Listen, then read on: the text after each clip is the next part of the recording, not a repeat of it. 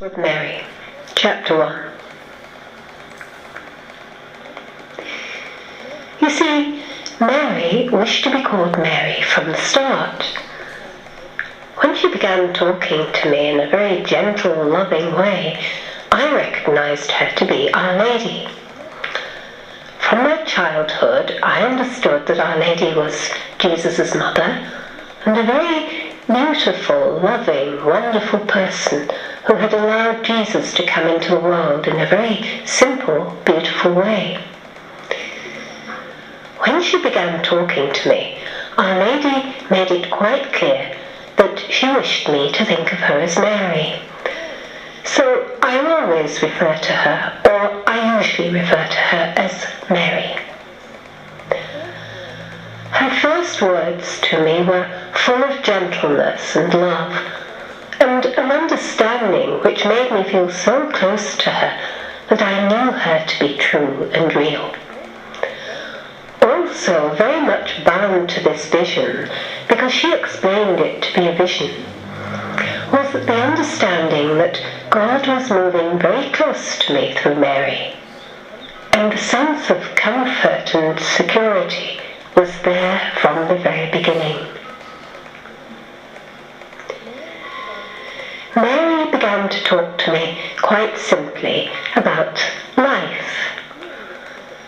She understood at that time I was trying to make sense of my own life, and she began to give me beautiful little ways in which I could simplify my life and make my life seem more peaceful and contented and happy. She gave me examples of her own life at Nazareth, and she showed me through this vision in a very beautiful, colourful, simple way that life at Nazareth had been so peaceful, so simple, so happy, so full of joy, so full of the love of God and nature and life. This was quite new to me, because I had never given a great deal of thought to the life at Nazareth. I suppose on reading the Bible, the impression one is left with is that it was a rather hidden, mysterious affair with no real day-to-day living carried out. And so this revelation from Mary was very astonishing in some ways and very beautiful, and really gave me a deep understanding of the humanity of the family of Nazareth. Because Mary gave me examples of their way of living which were very real and simple and humorous. And I must say that this sense of humour has been so much a part of Mary from the very beginning that it made a great deal of sense to me. I began to see her as a very rounded personality, a very beautiful personality, but also a very well-balanced and vivacious personality who could look at life in a very complete way. She offered me a very simple understanding of the fact that life at Nazareth had been full of joy. She offered me an explanation of this in a very simple and colourful way. She explained that the family at Nazareth had lived life very fully, very happily, very peacefully, and with a real sense of lightness and colour and brightness brought into their day-to-day living, so that they used their life to actually make life itself very happy and joyful and good. She gave me examples of herself and Joseph and Jesus going for walks in the country, picking wild flowers, Jesus giving her little gifts of flowers, Jesus showing her his affection by bringing her these beautiful little aspects of life which were very close to nature. And she also explained to me that Jesus was a very normal little boy, a very normal and supra-normal little boy, but she was able to understand him quite simply and naturally in both ways. she also explained to me that they loved to give other people this very happy, joyful understanding of life, so that other people could join them in this very simple understanding of the fact that God wishes life to be happy. God wishes people to be happy. God wishes people to love and live together so happily that they are uplifting each other and bringing each other into the fullness of life in a very beautiful and simple way. This is why God has made people. This is why God has made the world. God hasn't wanted life to be ugly or sad or miserable. God has really wanted people to make the world so beautiful that it really could be a heaven.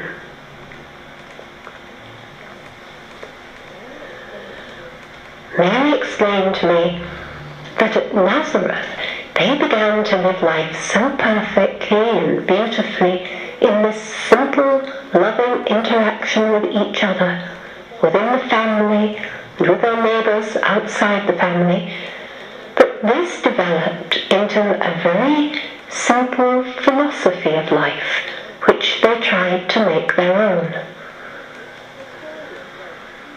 They called it very simply loving and living. Mary explained to me that each day of their life was lived to the full in this loving way. And because of this, the depth of their joy was very beautiful, very simple, very uplifting, and the radiance that they gave off from themselves was, as it were, transmitted to other people, so that people who were near them were able to drink from this joy and this happiness and feel a part of it and feel that they were sharing in it. And the beauty of this was really very, very moving and wholesome and peaceful. And the little family at Nazareth really understood that they were living life perfectly in the way that God desired.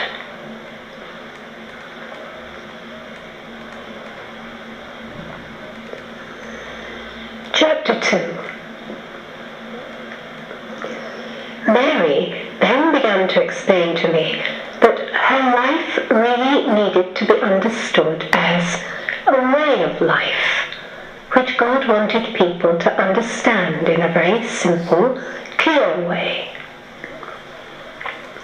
She explained to me that she was given life by God so that she could live her life in a very perfect way, a very simple but perfect way, so that people could look at her and understand that she was perfect. She was a perfect human being. And people could then try to model themselves upon Mary in a very simple way, because if they realized that God had made her as a human being, and she was living her life very perfectly as a human being, then they, as human beings, should aspire to this beautiful level of living. And Mary explained to me that if they tried to think of her in this way, people would begin to appreciate that God had allowed her to live her life in this way to give people a pattern which was very beautiful and simple and loving and good, and quite easy really to copy, because Mary explained to me that she began to live her life in such a way that she really did organize it in a way which would let people follow it quite simply. She gave them a pattern which was very simple, and she pointed me to incidents in her life which allowed her to show this.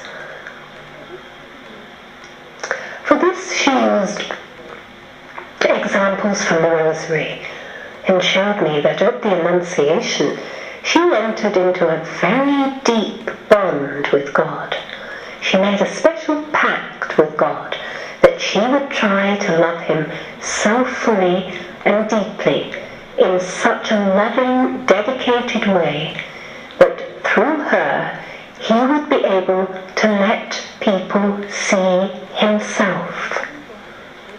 She really was able to bring God into the world in a very physical, concrete way. And through her, people were able to realize that God could enter into human life and be human and be a part of human living in a very beautiful, simple way. Mary also explained to me that life today has become very strange in its attitude to God, because people today think that God really has no part in life. And what she tried to explain to me very simply was that God is life itself. God, through his love, has created everyone and everything. And God really does wish people to understand that he loves everyone and everything so much that he wishes the world to feel that it really is a part of him and it belongs with him and he is looking after it and taking care of it. However, Mary explained that people today have lost touch with God so much that they do not understand that he's anything to do with the world. They don't think that he belongs with it, that he's given it life, that he's giving them life, that he's so much involved with life that if he were to, for a single moment, pull himself apart from the world simply wouldn't be, and people wouldn't be.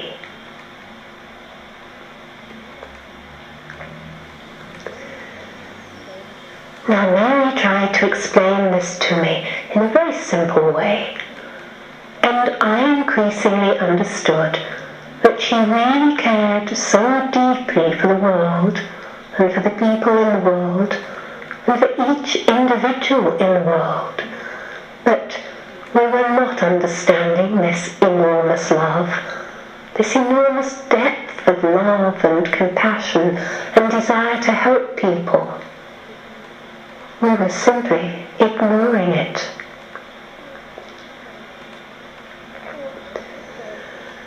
Of course, I began to ask Mary quite a few questions, because I really did feel that she was so close to me, so much a part of my life now, that I could speak to her in this easy way. And never once did she make me feel that I was being too familiar or disrespectful. She really did wish me to talk to her in this simple, loving, friendly way, in a way which made me feel that I was becoming closer to her in what she explained to be a bond, a loving union with each other, which allowed us to know each other and be happy and peaceful with each other, and to understand that we would work together so simply and easily and happily, that this would be our empathic union of love. Mary explained to me that empathy is a very deep understanding of love, which she was trying to explain to me. She was trying to let me realize that love is the whole meaning of life, and love is the whole meaning of people, and love, of course, is the whole meaning of God. And we have moved so far away from a real understanding of love that the idea of love is being so abused and trivialized that she was wanting me to understand the beauty of love and the reality of love and the whole way in which love can make people happy and peaceful and free.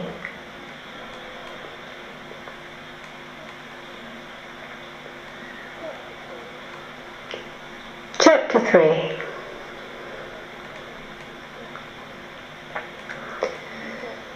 So, she talked to me increasingly about love and peace and happiness.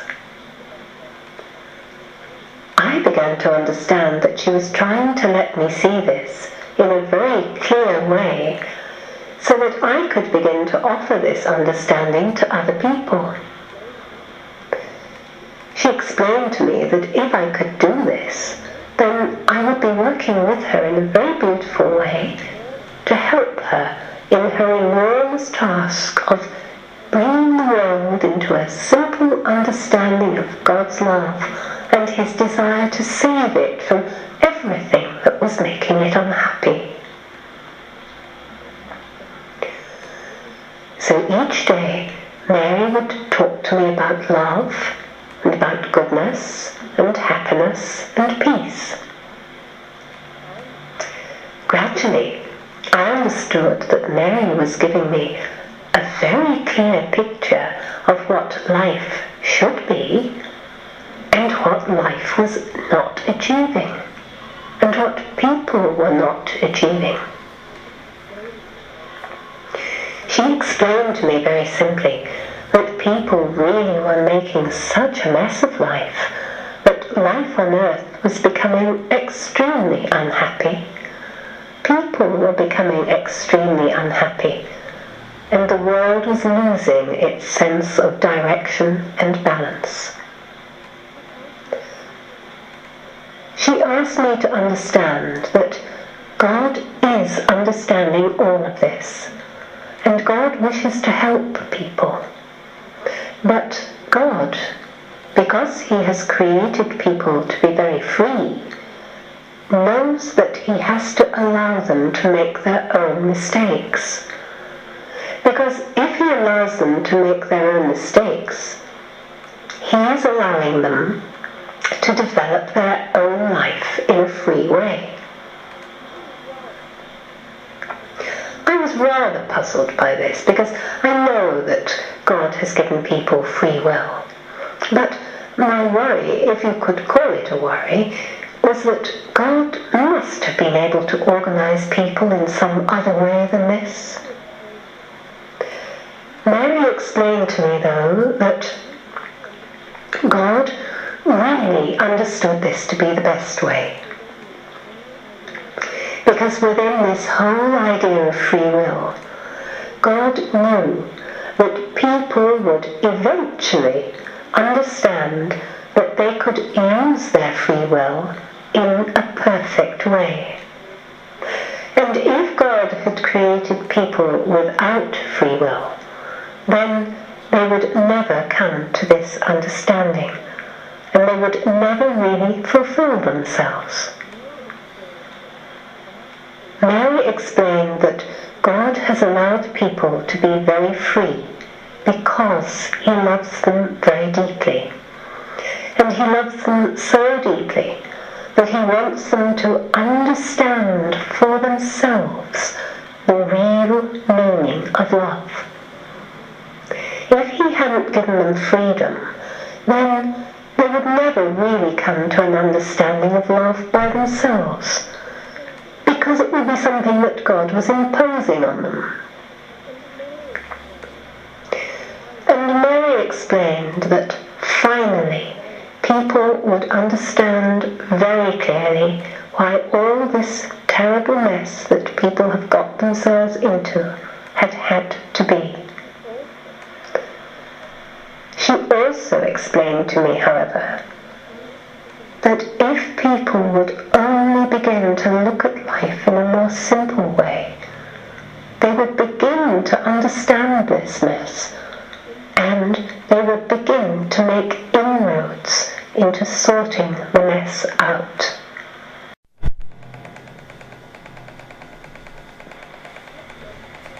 As Mary talked to me more and more, I began to realize that she was allowing me to understand her very clearly and very closely. And she explained to me that this was the empathy developing.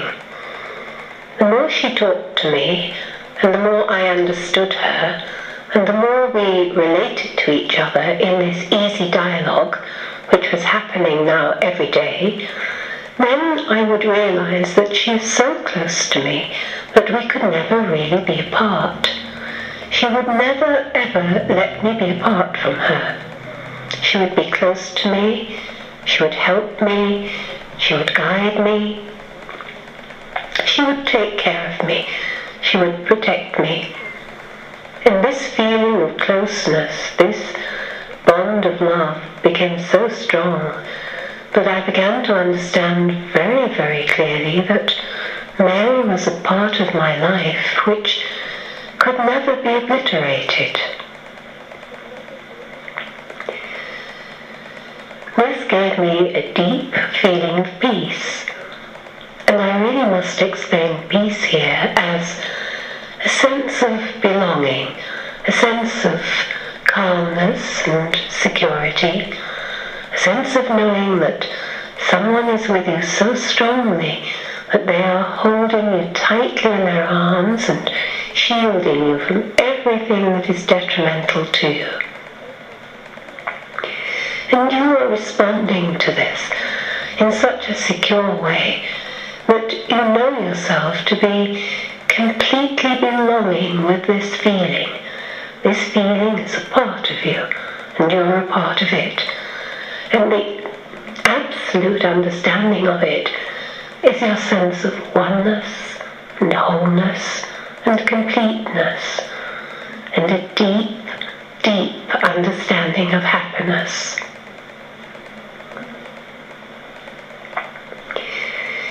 You see, Mary did really wish me to understand that God is very close to us. And if we accept this, and desire to accept this, then He will increasingly let us be enlightened. Mary explained that enlightenment is a very simple way of understanding what is true. She explained that people today are going about this in a very incorrect way. People are thinking that enlightenment means a very intellectual understanding of life, which is based upon a very deep knowledge which comes from using the intellect, and an analytical approach which is very devoid of true understanding, because Mary explained very clearly that true understanding comes from the heart. This again was something quite new to me, because as a person who had lived my life developing the intellect in a very systematic way, I thought that intellectualism was a gift from God, which had to be developed very consistently so that we would understand what life was about more clearly. Mary explained that this is not the case. She emphasized repeatedly to me that the heart is the most important gift from God, because the heart gives people the ability to love. And if people are able to move through life with love, then this love gives them a very clear perception which lets them understand clearly and see clearly and know clearly everything that they need to. Mary explained to me that because people in the world today were using the intellect, which is also a very important gift from God, in a way which is making a god of it, then the world really was losing its sense of understanding. Because as she explained, rationalism which is the idea that the mind and the brain is God, is really a very heretical understanding of life, a misunderstanding of life which is so grave that it really is leading the world into great danger.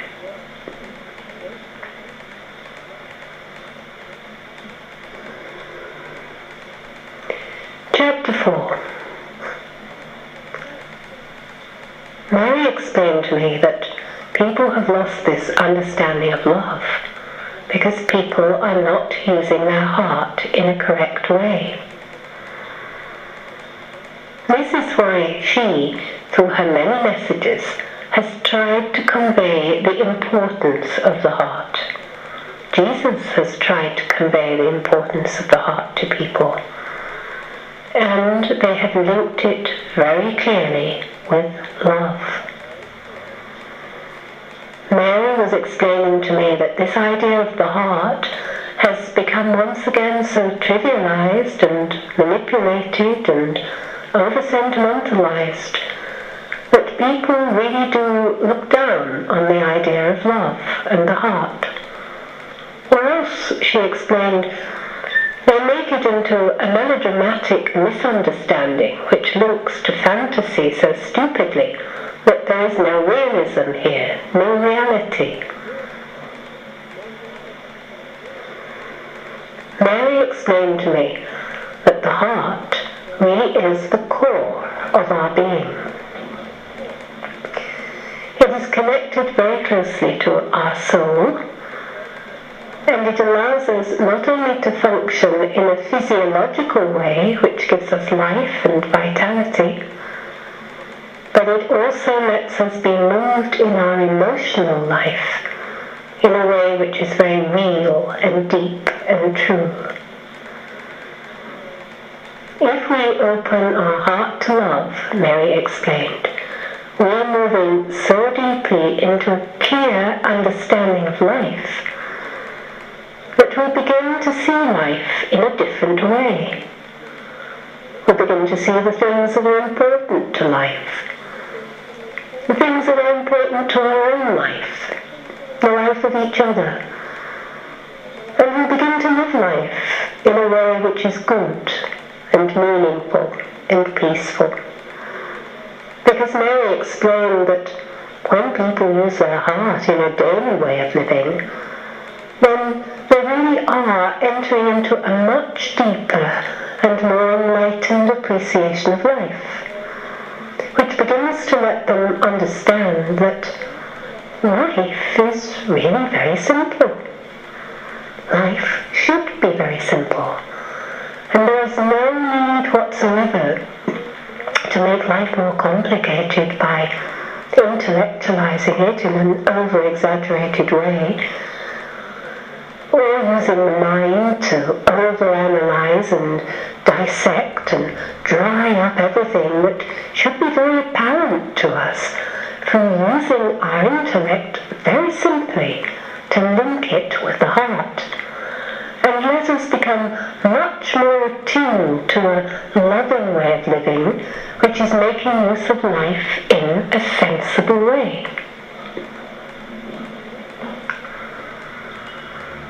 Mary also explained to me that life today is in a very weary state. People are very weary. People are very dragged down by a materialistic understanding of life. She explained that God had created people to be very beautiful. God wishes people to be very beautiful, and God wishes people to live life very beautifully. She explained that she herself had lived her life very beautifully, and she had tried to allow her life to develop in such a beautiful way that she understood herself to be moving all the time closer to God in a real way. She explained to me that people today are so disorganized in their approach to life that very few people really have a philosophy of life. very few people are trying to understand why they are here on earth living their life. Because Mary explained that fear is very deep in most people.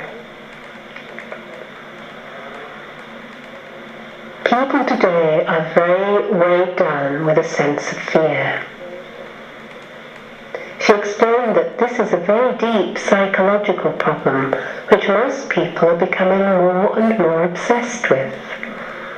Because she explained that the world today is becoming such a materialistic place that fear has to enter the scene.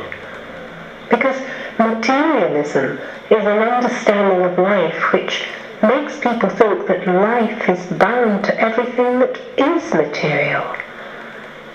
In other words, money and goods and possessions are the important things of life. People are less important than money and goods and possessions. Because people are really and honestly beginning to misunderstand life so gravely that they're thinking that if they do not possess as much money and as many goods and possessions as they're able to, they're not living life to the full.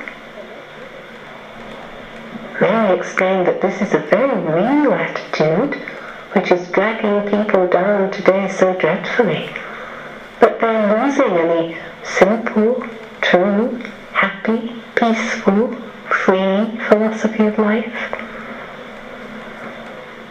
They're becoming enslaved to this dreadful, obsessive way of living, which is letting them misunderstand the real meaning of life. Mary explained very clearly that the real meaning of life is to live life fully, using every free gift that God has given us so fully that we develop ourselves perfectly in our way of living, to give everything of ourselves that is good and beautiful to other people, so that they can make use of this and return everything that is good in themselves to us, so that the reciprocal interchange is perfectly loving and beautiful and free. Mary explained that, yes, this is an idealistic approach to life, an idealistic understanding of life, and an idealistic philosophy of life. But this is the way of life that God has wished us to live. And anything less than this is really not good or true.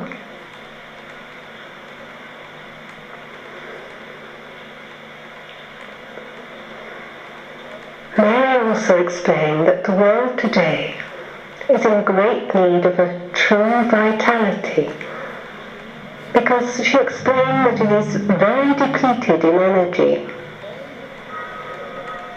Man has become so obsessed with materialism that he is simply wearing out the world. All the resources of the world are becoming depleted, and people themselves are feeling jaded, and the world is really being dragged down in a very heavy way. Whereas she explained the world should be full of lightness and brightness and colour, vivacity, as God made it to be. She explained very clearly that it is people who are destroying the world. People with their selfishness and their greed and their negativity and their whole misunderstanding of what life should be, and their whole way of thinking that they themselves are the very centre of life. This is what is destroying life. This is what is destroying the world. This is what is destroying people. And Mary explained this with such sadness that I began to realise that this whole misunderstanding of life is the dreadful, tragic development of the world which is upon us.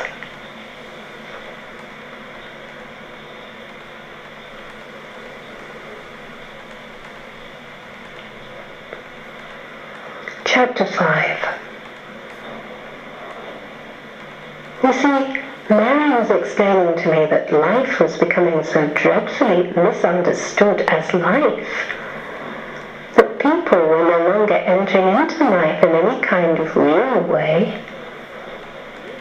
She was explaining that life on earth had become so demoralized, so completely linked with everything that was abhorrent and debased, that people were unable to really think of life in a real way. She explained that people were really becoming part of an illusion of life that was not real and true, because they were allowing themselves to enter into this understanding of life, or rather this misunderstanding of life, and they were beginning to see life from this perspective. People were actually beginning to think that life should be totally involved in their own way of living, their own selfish understanding of everything that they could give themselves for themselves. And people were no longer understanding that God had given life so that they could use their life to fulfill themselves by helping other people, by loving and living with other people. This is the whole meaning of life, a vitality which could enter into life very fully because of an interaction which was loving and positive and good and true. And God would be seeing that. And God would be understanding that He had created life so that life could function in this beautiful and wholesome way. Mary was explaining to me very clearly that life was not developing in this way.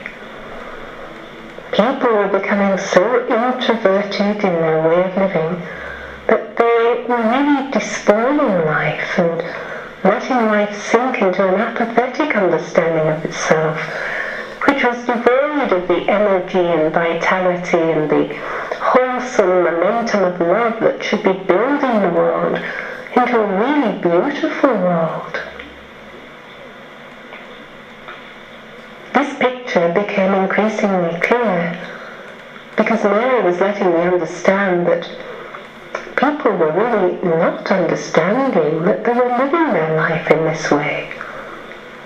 Or else they were not understanding that this way of life was the wrong way, because they were really convincing themselves that a true philosophy of life was based upon a desire to give oneself every physical comfort and security that one could in terms of materialism. She explained that really materialism was so acute in the world that this meant that people really were unable to have any true philosophy, because materialism is so linked with everything that is material, in other words, goods and possessions and money, that anything that was built around concepts or principles which were more abstract, they just couldn't understand. And so she was saying that really the whole idea of love, the whole conceptual understanding of love, was really no longer understood. People really were not understanding the meaning of love.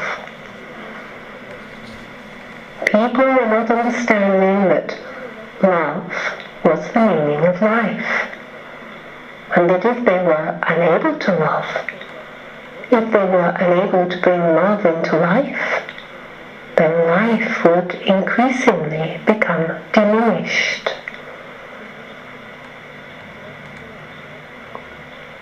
She explained to me that really this was happening in a very grave way, because very few people in the world were really able to love.